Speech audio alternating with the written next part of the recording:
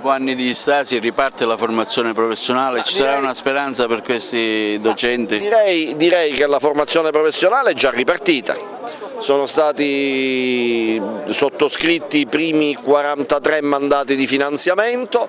abbiamo fatto un accordo trilaterale con organizzazioni sindacali e organizzazioni datoriali,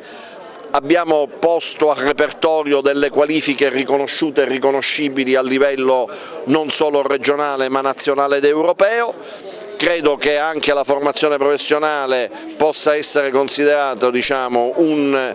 una parte del puzzle formativo che ha recuperato identità e dimensione dopo circa 3 anni o oltre 3 anni in cui tanto gli operatori quanto gli allievi non avevano ricevuto risposte. Per quanto riguarda gli operatori, ovviamente il riassorbimento sarà quello prioritario, sarà quello compatibile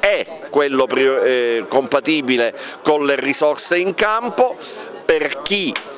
non potrà accedere al sistema è chiaro che sono in gioco iniziative che abbiamo sollecitato al Ministero del Lavoro, cioè quella della costituzione di un tavolo che possa favorire i prepensionamenti e le tutele sociali che questo comparto storicamente ha acquisito. È chiaro che l'obiettivo del Governo è quello di una profonda revisione di una normativa della legge 2476, ormai troppo datata, troppo lontana dalle esigenze dei tempi,